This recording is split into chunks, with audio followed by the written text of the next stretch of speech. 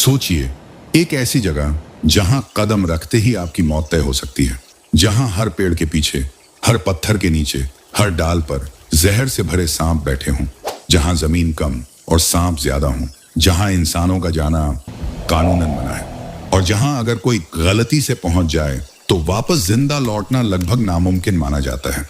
ये कोई फिल्म नहीं, ना ही किसी हॉरर गेम की दुनिया। ये जगह असल में मौजूद है, ब्राजील के समुद्र के बीचों बीच, जिसे दुनिया जानती है स्नेक आइलैंड के नाम से। लेकिन सवाल यह है, आखिर इस छोटे से टापू पर इतने सांप आए कहां से? यहाँ कौन सा सांप रहता है जो इंसान को घंटों में खत्म कर सकता है? सरकार ने इस जगह को बंद क्यों किया? क्या कभी कोई यहाँ गया भी है? और सबसे बड़ा सवाल, अगर आप यहाँ फंस जाएं तो कितनी देर जिंदा रह पाएंगे? आज की इस वीडियो में हम स्नेक आइलैंड का पूरा सच जानेंगे। इतिहास, रहस्य, डर और वो बातें जो बहुत कम लोग जानते हैं। तो वीडियो को अंत तक जरूर देखना, क्योंकि कहानी जितनी आगे बढ़ेगी उतनी खतरनाक होती जाएगी। स्नेक आइलैंड का असली नाम है इल्हा दा क्वेमाडा ग्रैंडे। ये ब्राजील के साओ पाउलो कोस्ट से लगभग 35 किलोमीटर दूर अटलांटिक ओशन में स्थित एक छोटा सा आइलैंड है। दिखने में ये जगह बहुत सुंदर लगती है, हरे भरे पेड़, चारों तरफ समुद्र, शांत माहौल। लेकिन असलियत इस खूबसूरती से बिल्कुल उलटी है। इस आइलैंड का एरिया करीब 4,30,000 स्क्वायर मीटर है, यानी बहुत बड़ा भी नहीं है। लेकिन इतने छोटे एरिया में हजारों जहरीले सांप रहते हैं। कुछ रिपोर्ट्स के अनुसार एक समय ऐसा था जब यहाँ हर एक वर्ग मीटर पर एक सांप तक होने की बात कही जाती थी। हालांकि यह आंकड़ा बढ़ा चढ़ाकर बताया जाता है, लेकिन सच इतना जरूर है कि यहाँ सांपों की संख्या बहुत ज्यादा है। इतनी ज्यादा हुआ सच है कि यहाँ इंसान आराम से चल भी नहीं सकता। आपको हर कदम सोचकर रखना पड़ेगा, और अगर एक बार पैर गलत जगह पड़ गया तो बस खेल खत्म। अब सबसे बड़ा सवाल यही उठता है, इतने सारे सांप आखिर इस छोटे से आइलैंड पर आए कहां से? क्या किसी ने इन्हें यहां छोड़ दिया था? क्या ये अचानक पैदा हो गए, या इसके पीछे कोई बहुत पुरानी कहानी छुपी है? असल सच्चाई जानने के लिए हमें हजारों नहीं, लाखों साल पीछे जाना पड़ेगा।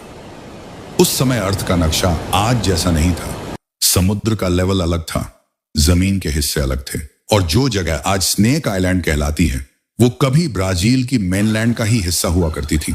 यानी आज जिस जगह चारों तरफ समुद्र है, वहां पहले जंगल था, पेड़ पौधे थे, चिड़ियां थीं, छोटे जानवर थे, कीड़े मकोड़े थे, और उन्हीं के बीच सांप भी रहते थे।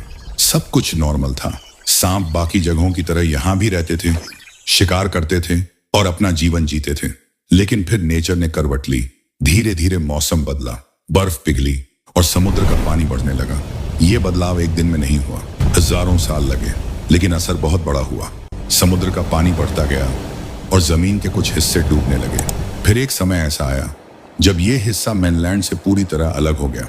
अब ये जगह एक आइलैंड बन चुकी थी, और जो जानवर वहां मौजूद थे वो उसी आइलैंड पर फंस गए। उनके पास वापस लौटने का कोई रास्ता नहीं था। इन जानवरों में सांप भी शामिल थे। अब सोचिए, पहले जहां उनके पास बड़ा जंगल था, बहुत सारे शिकार थे, घूमने के लिए जगह थी, अब अचानक सब सीमित हो गया। छोटा आइलैंड, कम रिसोर्सेज, कम जानवर।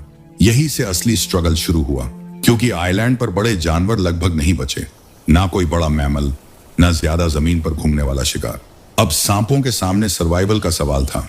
अगर खाना नहीं मिलेगा तो स्पीशीज खत्म हो जाएगी, लेकिन नेचर हमेशा कमजोर को नहीं, ढलने वाले को बचाती है। और यही हुआ यहाँ। धीरे धीरे उन सांपों ने अपना बिहेवियर बदलना शुरू किया। पहले जो जमीन पर शिकार करते थे, अब पेड़ों पर चढ़ने लगे, क्योंकि आइलैंड पर सबसे ज्यादा आने जाने वाले जीव थे। बर्ड्स, समुद्र के ऊपर उड़ने वाले पक्षी, जो कुछ समय आइलैंड पर बैठते थे। अब सांपों ने बर्ड्स को टारगेट करना शुरू किया, लेकिन बर्ड्स को पकड़ना आसान नहीं था।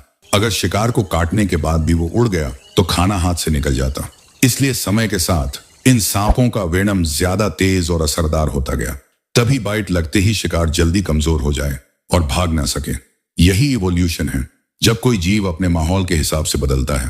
पीढ़ी दर पीढ़ी, धीरे धीरे और हजारों साल बाद ये साधारण सांप बदलकर बन गए गोल्डन लैंसहेड जैसे खतरनाक स्नेक्स, जो आज दुनिया में सिर्फ इसी आइलैंड पर मिलते हैं। यानी स्नेक आइलैंड पर सांप अचानक नहीं आए, उन्हें किसी ने छोड़ा भी नहीं, बल्कि ये नेचर की लंबी प्रोसेस का रिजल्ट है।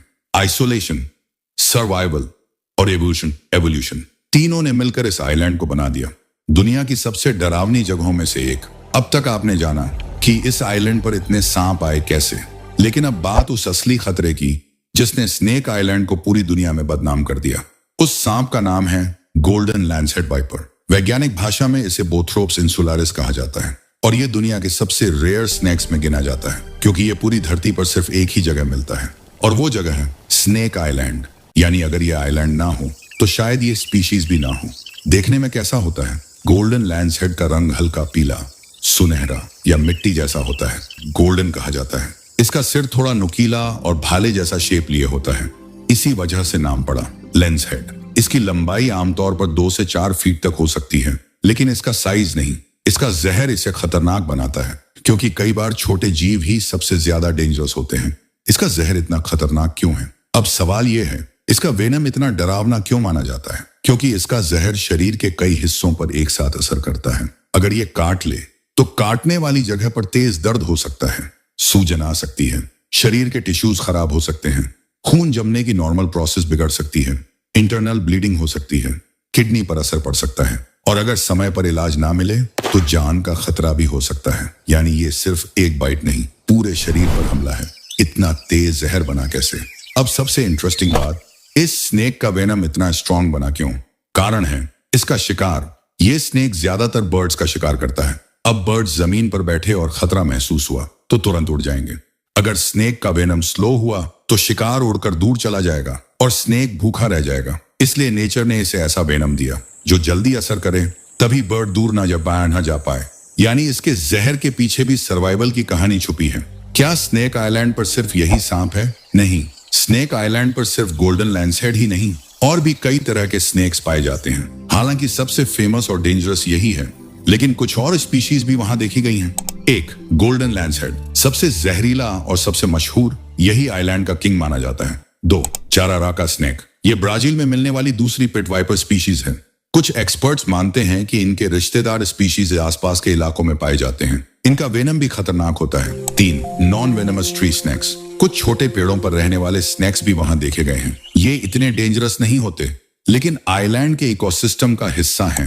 4. जुवेनाइल स्नेक्स, छोटे बच्चे सांप, आइलैंड पर अलग अलग उम्र के स्नेक्स मिलते हैं। छोटे बच्चे भी पेड़ों और झाड़ियों में छुपे मिल सकते हैं और कई बार छोटे स्नेक्स ज्यादा अनप्रिडिक्टेबल होते हैं। यहाँ सांप इतने ज्यादा क्यों दिखते हैं? क्योंकि आइलैंड छोटा है, जंगल घना है और इंसानों की आवाजाही लगभग बंद है। यानी ये जगह स्नेक्स के लिए परफेक्ट सेफ जोन बन गई, जहां वो बिना डिस्टरबेंस के रहते हैं, ब्रीड करते हैं और बढ़ते हैं। इंसानों के लिए नाइटमेयर क्यों? अब सोचिए, एक छोटा आइलैंड, चारों तरफ समुद्र, घनी झाड़ियां और हर तरफ जहरीले स्नेक्स, आपको पता भी ना चले और सामने मौत बैठी हो। यही वजह है कि स्नेक आइलैंड का नाम सुनते ही लोग डर जाते हैं, क्योंकि यहाँ डेंजर दिखता नहीं, छुपा रहता है। पेड़ पर या पत्थर के नीचे, सूखी पत्तियों में या आपके अगले कदम के ठीक पास। नेचर ने इसे सर्वाइवल के लिए बनाया, लेकिन इंसानों के लिए यह सच में एक नाइटमेयर बन गया। अब सोचिए, अगर ये सांप किसी इंसान को काट ले तो क्या होगा? पहले कुछ मिनटों में तेज दर्द, सूजन, घबराहट, फिर चक्कर, उल्टी, कमजोरी, फिर शरीर के अंदर डैमेज शुरू। कई केसेस में टिश्यूज खराब होने लगते हैं, खून का फ्लो बिगड़ सकता है और अगर समय पर इलाज ना मिले तो हालत बहुत गंभीर हो सकती है। अब सबसे बड़ी दिक्कत क्या है? स्नेक आइलैंड शहर से दूर है, हॉस्पिटल दूर है, रेस्क्यू मुश्किल है, यानी बाइट से ज्यादा डेंजरस है वहां फंसा होना। अब तक आपने जाना कि इस आइलैंड पर कौन से खतरनाक सांप रहते हैं, लेकिन अब एक बहुत दिलचस्प सवाल, क्या इस जगह पर कभी इंसान भी रहा था, या ये आइलैंड हमेशा से सिर्फ सांपों का ही घर था? सच जानकर आप हैरान रह जाएंगे, क्योंकि हाँ, एक समय ऐसा था जब यहाँ इंसान भी रहते थे, लेकिन हमेशा के लिए नहीं और आराम से तो बिल्कुल नहीं। लाइट हाउस की कहानी। पुराने समय में समुद्र में जहाजों को रास्ता दिखाने के लिए इस आइलैंड पर एक लाइट हाउस बनाया गया था, क्योंकि समुद्र के बीच में छोटे आइलैंड्स जहाजों के लिए खतरा बन सकते थे। अगर रात हो, मौसम खराब हो या विजिबिलिटी कम हो तो जहाज टकरा भी सकता था। इसलिए लाइट हाउस बहुत जरूरी था। उसकी रोशनी दूर से जहाजों को रास्ता दिखाती थी और वार्निंग भी देती थी। वहां कौन रहता था? उस समय लाइट हाउस को चलाने के लिए वहां केयर टेकर्स या लाइट हाउस कीपर्स रहते थे, यानी ऐसे लोग जिनका काम था लाइट हाउस की देखभाल करना, रोशनी चालू रखना, मशीन चेक करना और जरूरत पड़ने पर रिपेयर करना। सोचिए, आज जहां लोग कुछ घंटे रुकने से डरते हैं, वहीं कुछ लोग ड्यूटी करने जाते थे, रहते थे और रात भी बिताते थे, लेकिन जिंदगी आसान नहीं थी। अब इमेजिन कीजिए, चारों तरफ समुद्र, बीच में छोटा आइलैंड, पास में कोई शहर नहीं, ना बाजार, ना हॉस्पिटल, ना मदद, और ऊपर से चारों तरफ जहरीले सांप। हर दिन सावधानी से चलना, दरवाजा बंद रखना, बाहर निकलना भी सोच समझकर, क्योंकि एक गलती जानलेवा हो सकती थी। यानी वहां रहना नौकरी कम और रोज मौत के बीच जीना ज्यादा था। फिर इंसानों को वहां से क्यों हटाया गया? धीरे धीरे टेक्नोलॉजी बढ़ी और बाद में लाइट हाउस को ऑटोमेटिक सिस्टम पर कर दिया गया। यानी अब वहां परमानेंट इंसानों की जरूरत नहीं रही। इसके बाद लोगों को वहां से हटा लिया गया क्योंकि रिस्क बहुत ज्यादा था और जरूरत कम हो चुकी थी। ये फैसला सही भी था क्योंकि वहां रहना सेफ नहीं था। कौन कौन लोग वहां गए हैं? अब सवाल आता है, आज के समय में कौन लोग वहां जाते हैं? हर कोई नहीं जा सकता, सिर्फ कुछ खास लोग ही परमिशन के साथ जा सकते हैं। एक, साइंटिस्ट्स। ये लोग स्नैक्स पर रिसर्च करने जाते हैं, उनका बिहेवियर, वेनम और इवोल्यूशन समझने के लिए। दो, बायोलॉजिस्ट्स, जो एनिमल्स एंड नेचर को स्टडी करते हैं, वे आइलैंड के इकोसिस्टम को समझने जाते हैं। तीन, नेवी/गवर्नमेंट टीम्स। ब्राजील की गवर्नमेंट या नेवी की कुछ टीम्स मॉनिटरिंग के लिए जा सकती हैं ताकि इलीगल एंट्री ना हो और एरिया सुरक्षित रहे। चार, डॉक्यूमेंट्री टीम्स। कुछ रेयर केसेस में एक्सपर्ट टीम्स वहां फुटेज लेने गई हैं ताकि दुनिया को इस जगह के बारे में बताया जा सके, लेकिन यह काम भी पूरी सेफ्टी के साथ होता है। पांच, रिसर्चर्स विद स्पेशल परमिशन। कुछ ट्रेंड लोग स्पेशल प्रोजेक्ट के लिए जाते हैं, लेकिन बिना अनुमति कोई नहीं जा सकता। क्या आम आदमी जा सकता है? सीधी बात, नहीं। अगर कोई टूरिस्ट सोचे कि चलो घूमकर आते हैं तो ये पॉसिबल नहीं है। ब्राजील सरकार ने आम लोगों के लिए एंट्री बंद कर रखी है क्योंकि यहाँ खतरा भी है और रेयर स्पीशीज की प्रोटेक्शन भी जरूरी है। लोग इस जगह से डरते क्यों हैं? क्योंकि यहाँ डेंजर सामने से नहीं आता, चुपचाप छुपा रहता है, पेड़ों पर, झाड़ियों में, पत्थरों के पास, और इसी वजह से यहाँ इंसान लंबे समय तक बस नहीं सके। आज ये आइलैंड फिर से उसी के कब्जे में है जिसका यहाँ असली राज है, सांपों का। तो दोस्तों, क्या आप स्नेक आइलैंड पर जाना चाहेंगे? अगर आपको करोड़ों रुपए भी मिले तो क्या आप वहां एक रात रुकेंगे? कमेंट में जरूर बताना। और अगर आपको ऐसी ही रहस्यमयी, खतरनाक और रियल दुनिया की वीडियोस पसंद हैं तो चैनल को सब्सक्राइब करिए, वीडियो को लाइक करिए और मिलते हैं अगली कहानी में, जहां सच कल्पना से भी ज्यादा खतरनाक होगा। जय हिंद।